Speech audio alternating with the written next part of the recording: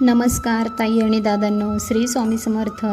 आज आपण या व्हिडिओमध्ये दीप अमावस्याची पूजा विधी व संपूर्ण माहिती या व्हिडिओमध्ये पाहणार आहोत, तर व्हिडिओला शेवटपर्यंत पाहायला विसरू नका।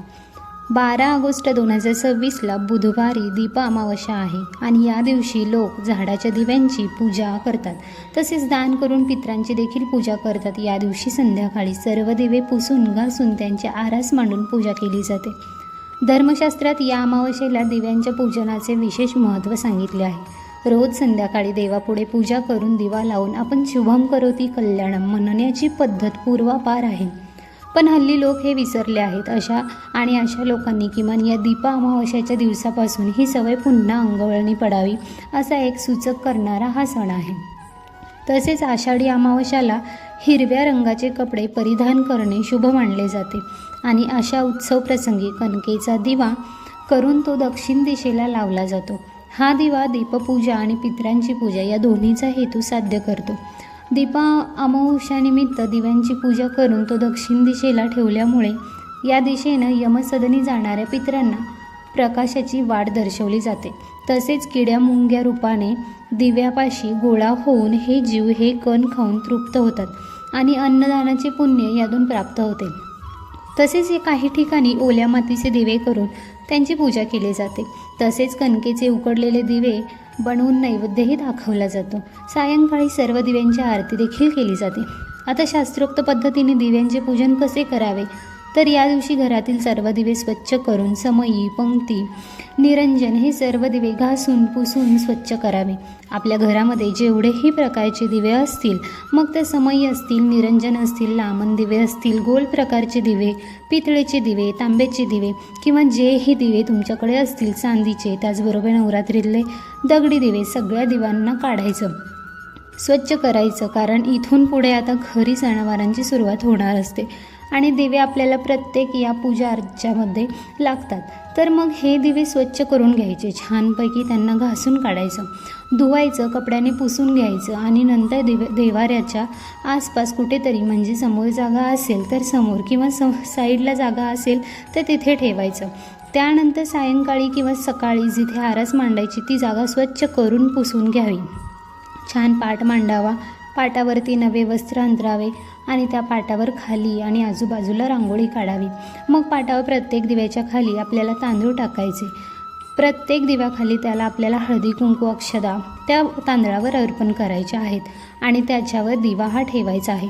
तुम्ही फुलांच्या पाकळ्यासुद्धा टाकू शकता। दिवा असाच ठेवू नका, दिव्याखाली काहीतरी आपल्याला आसन ठेवायचं आहे। खाली तांदूळ घेऊन त्यावर हळदी कुंकू वाहून त्यावर आपल्याला सगळे दिवे हे ठेवायचे आहेत। या दिव्यामध्ये ज्या वाती आहेत त्या आपल्याला 2 वात करून एक वात आपण जसं बनवतो, 2 लांब वाती घेऊन एक वात बनवायची, त्याला जोडवात असे म्हणतो। तर या जोडवातीतच असाव्यात, कारण जीवाशिवाच्या एकरूपतेने आणि अद्वैताचे हे प्रतीक म्हणून आपण जोडवात लावत असतो आणि जोड सलामत राहावा म्हणजे जोडा सलामत राहावा म्हणून आपण जोडवात लावत असतो, अशी त्यामागची देखील एक म्हण आहे। म्हणजे त्यामागचं एक कारण आहे आणि तो दिवा जो आहे तो व्यवस्थित तेवत राहतो, हे त्यामागचं सायंटिफिक कारण आहे। तर आता तेल टाकून सगळ्या दिव्यामध्ये घ्या। तेल हे शक्यतो तिळाचं घ्या, जर तिळाचं तेल नसेल तर इतर तेल घाला। सगळ्या दिवाचं तोंड जे आहे ते शक्यतो पूर्वेकडे येईल असं ठेवा। पश्चिमेकडे आलं, उत्तरेकडे आलं तरी चालेल, पण जमल्यास पूर्वेकडेच ठेवायचं आहे। दक्षिणेला या पूजेमध्ये जे काही दिवे आहे त्याचं तोंड येणार नाही याची मात्र काळजी घ्यायची आहे। कोणत्याही पूजेची सुरुवात आपण गणेशाच्या पूजेने करतो आणि त्यामुळे आपल्याला उजव्या हातात 2 विड्यांची पानं ठेवायची, त्यावर थोड्याशा अक्षदाने तुमच्या देवघरातील गणपती बाप्पाची मूर्ती तुम्हाला त्यावर ठेवायची असेल तर ती तुम्ही ठेवू शकता किंवा एक सुपारी स्वरूप गणपती बाप्पा म्हणून देखील ठेवले तरी सुद्धा चालू शकतं। सुरुवातीला गणेशाचे पूजन करून घ्यायचे आणि त्यानंतर मग हे जे काही दिवे आहेत हळदी कुंकू लावून घेतलेले, तर त्या दिव्यामध्ये तेल टाकून घ्यायचं, वाती लावून घ्यायचं आणि ते दिवे प्रज्वलित करून घ्यायचं। त्यानंतर दुर्गा आखाडा फुलं हे सगळं अर्पण करा. त्यानंतर दिव्याला आपल्याला कापसाचं वस्त्र अर्पण करायचं. जमेल तेवढ्या दिव्यांना एकाला जरी तुम्ही अर्पण केलं तरी पण चालेल. आता बघा, या ठिकाणी आपण दिव्यांची व्यवस्थित पूजा केली. दिव्याला सगळ्या गोष्टी अर्पण केल्या. नंतर धूप अगरबत्ती ओवाळून घ्यायची. वस्त्रमाळा कधीही एक हळदीने आणि एक कुंकुवाने रंगवलेली असते. अशीच वस्त्रमाळा तुम्ही अर्पण करायची असते. आणि दिव्यांची छान आरास सजवायची. दिव्यांची सेपरेट छान पाटावर किंवा चौरंगावर अशी पूजा करा. त्यानंतर या दीप अमावस्याला फुलांच्या बाबतीत सांगायचं झालं तर पिवळ्या फुलांना अतिशय महत्त्व आहे. या दिवशी मी तुम्हाला सांगेल की दुर्वांना देखील महत्त्व द्या. आखाड्याची पानंसुद्धा आपण या पूजेमध्ये वापरू शकतो. दुर्वांना वंशवृद्धीचे प्रतीक मानलं जातं. जसे की आपण आपल्या घरातील मुलांना वंशाचा दिवा आणि मुलींना वंशाची पंथी म्हणतो. आता नैवेद्यामध्ये बघा, दूध आणि साखर किंवा तुम्ही बघा दूध, गूळ किंवा लाह्या, बत्तासे, पेढे, फळे या गोष्टी तुम्ही अर्पण करू शकता. तर आता नैवेद्याच्या ठिकाणी खाली आपल्याला पानाचा भरीव चौकोन काढायचा. त्यावर नैवेद्याची वाटी ठेवा. नैवेद्यभोवती पाणी फिरवायचं आणि नैवेद्य जो आहे तो अर्पण करायचा आहे. हात जोडून शुभम करोती कल्याणम म्हणावे. आता या पूजेला मनोभावे आपल्याला नमस्कार करायचा. अशा साध्या सोप्या पद्धतीने आपल्याला ही दिव्यांची पूजा करायची आहे. आता समजा तुम्हाला वात जर पुढे करायची असेल तर तुम्हाला ही वात खडी, साखर किंवा गोड एखाद्या पदार्थाने ती पुढे करायची असते. हे नेहमी लक्षात ठेवा. आयुष्यातील अंधकार निघून जाऊन प्रकाशाने आयुष्य उजळावे अशी दिव्यासमोर राहून आपल्याला प्रार्थना करायची आहे. अशी दिव्यांची पूजा झाल्यानंतर तुम्हाला दिव्यांची आरती आणि दिव्यांची नामावली म्हणायची आहे. तर मी ती तुम्हाला खाली डिस्क्रिप्शन बॉक्समध्ये देते, तर तुम्ही नक्की चेक करा. त्यानंतर आपल्याला संध्याकाळी दक्षिण दिशेला वात करून हा पितरांसाठी दिवा लावायचा आहे. आणि तो दिवा हा कणकेचा दिवा आपल्याला लावायचा आहे. त्यानंतर बऱ्याच भागामध्ये कणकेचे दिवे बनवण्याची सुद्धा पद्धत आहे. तर कणकेचे दिवे जे आहेत ते तुम्ही नुसते गव्हाचे पीठ घ्यायचं, त्याच्यामध्ये थोडीशी हळद टाकायची, मीठ टाकायचं आणि त्याचं एकमुखी दिवे तुम्हाला बनवून घ्यायचे आहे. किंवा दुसऱ्या पद्धतीने गव्हाचे पीठ घेतले, त्यामध्ये तुम्ही गुळाचं पाणी करून त्यामध्ये त्या गव्हाच्या पिठामध्ये टाकून घट्ट मळून घ्यायचं आणि त्याचा एकमुखी दिवा हा बनवला जातो. तर तुमच्याकडे जी पद्धत आहे त्यानुसार तुम्ही या कणकीचे या प्रकारे दिवे बनवून घेऊ शकता. आता तुम्ही 5, 7, 9, 11 याप्रमाणे तुम्ही बनवू शकता. आणि या दिव्यांमध्ये तुम्हाला तूपच घालायचं आहे. त्यामध्ये फुलवात लावायची असते, कारण या कणकेच्या दिव्यांनी हे जे सर्व दिवे आपण प्रज्वलित केलेले आहेत, दिव्यांची पूजा केलेली आहे, तर या पूजेला ओवाळलं जातं. म्हणून या कणकेच्या दिव्यामध्ये तेलाचा वापर करायचा नाही किंवा लांब वातीचा वापर करायचा नाही. बघा, मनुष्याला म्हणजे मानवाला तुपाच्या दिव्याने ओवाळायचं नसतं आणि देवाला कधी तेलाच्या दिव्याने ओवाळायचं नसतं. नेहमी आपल्याला कोणाचं औक्षण करायचं असेल तर मनुष्याला ओवाळण्यासाठी तेलाचा दिवा वापरायचा आणि देवांना ओवाळण्यासाठी कधीही तुपाचं निरंजनच ओवाळायचं असतं. तेलाच्या दिव्याने देवांना कधीच ओवाळायचं नाही. आणि म्हणून या कणकेच्या दिव्यामध्ये तुपाचे दिवे तुम्हाला लावायचे आहेत आणि त्या कणकेच्या दिव्यांनी या दिव्यांना ओवाळायचं आहे, कारण आपण अग्निदेवतेचे पूजन करणार आहोत. आणि शेवटी दिव्यांची कहाणी ऐकायची. ती कहाणी मी शॉर्ट व्हिडिओमध्ये देते. दिव्यांची कहाणी ऐकल्याशिवाय आपली ही दीप अमावस्याची पूजा जी आहे ती पूर्ण होत नाही. कहाणी ऐकून झाल्यावर आपली पूजा पूर्ण होते. जो काही लहानांचा नैवेद्य दाखवलेला आहे तो आपण घरातील सर्वजण खाऊ शकतो. ही पूजा तुम्ही सकाळी केली तरी चालेल. संध्याकाळी दिवे लागण्याची जी वेळ असते त्या वेळेला परत या दिव्यांमध्ये तेल टाकायचं, तूप टाकायचं, परत दिवे प्रज्वलित करायचे, हळदी कुंकू वाहून नमस्कार परत एकदा करायचा आहे. दीप अमावस्याला संध्याकाळी शुभम करोती प्रार्थना म्हणून घरातले जे काही मुलं मुली असतील त्यांना आपल्याला औक्षण करायचं. जसं आपण वाढदिवसाच्या दिवशी मुलांना पाठावर बसवून त्यांना हळदी कुंकू अक्षदा कपाळी लावतो आणि त्यानंतर ओवाळतो आणि त्यानंतर काहीतरी गोड पदार्थ त्यांच्या तोंडामध्ये देतो. अशाच प्रकारे घरातील मुलं मोठी असतील, छोटी असतील तरी पण आपण त्यांची पूजा करायची आहे, म्हणजे त्यांचे औक्षण करायचे आहे. कारण मुलं किंवा मुली हे वंशाचे दिवे असतात.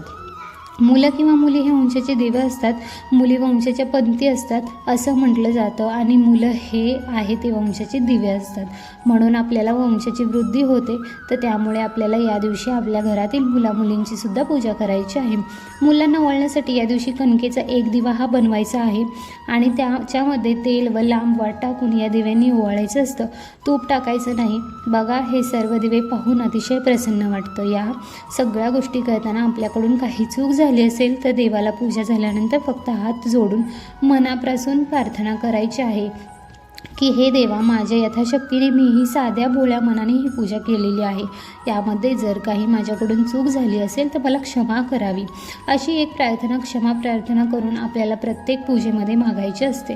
कारण आपण माणूस आहे, तर आपल्याकडून काही चुका होऊ शकतात. पूजा झाल्यानंतर आपण संध्याकाळी किंवा सकाळी दिव्यांची जी आरती आहे तर ती आपल्याला म्हणायची आहे आणि या पूजेची उत्तर पूजा म्हणजे सांगता ही दुसऱ्या दिवशी करायची आहे. आंघोळ झाल्यानंतर सगळी फुलं वगैरे निर्माल्यामध्ये टाकायचे आहेत.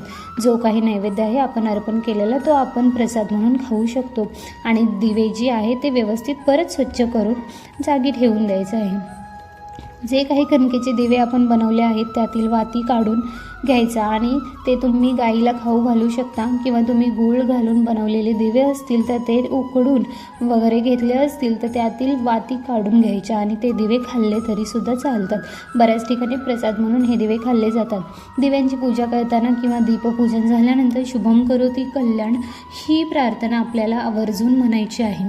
आता आषाढी अमावस्याला 2026चा आपण शुभमुहूर्त कोणत्या वेळेत आहे ते पाहूयात.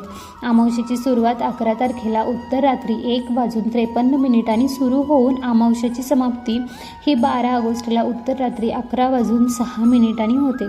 उदय तिथीनुसार दीपामावस्या असणार आहे 12 ऑगस्ट 2026ला आणि त्यामुळे 12 ऑगस्टला तुम्ही सकाळी करा किंवा संध्याकाळी करा, तुमच्या सोयीनुसार सगळ्या देवांची पूजा घरात करायची आहे.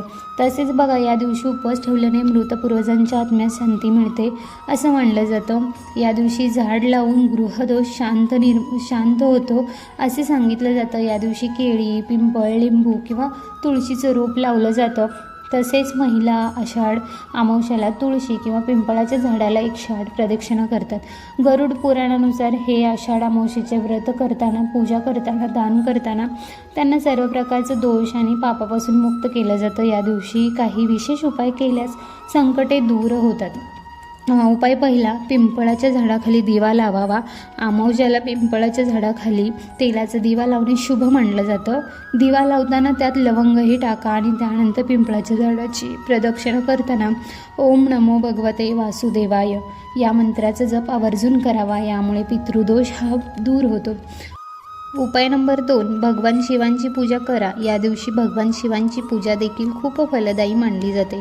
शिवलिंगाला बेलपत्र, दूध, दह्याने अभिषेक करा आणि ओम नमः शिवाय या मंत्राचा जप या दिवशी आवर्जून करा. उपाय नंबर 3, कुत्र्याला पोळी घालायची आहे. अमावस्येच्या दिवशी कुत्र्याला पोळी खाऊ खूप शुभ मानलं जातं. या दिवशी कुत्र्याला पोळी खाऊ घातल्याने सगळे रोग दूर होतात आणि जीवनामध्ये जे संकट आहे ते सुद्धा नाहीसे होतात आणि पितृदोष देखील कमी होण्यास मदत होते. उपाय नंबर 4, चौथा उपाय आहे माशांना पिठाचे गोळे खायला द्यायचं.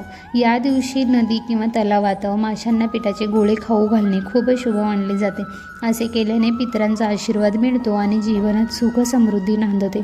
तरी ही पूजा केल्यामुळे आपल्याला घरामध्ये सुख, आनंद, समृद्धी भरभरून येत असते. वाईट गोष्टी, नकारात्मकता जी आहे ती आपल्याला आयुष्यातला अंधार हा निघून जातो.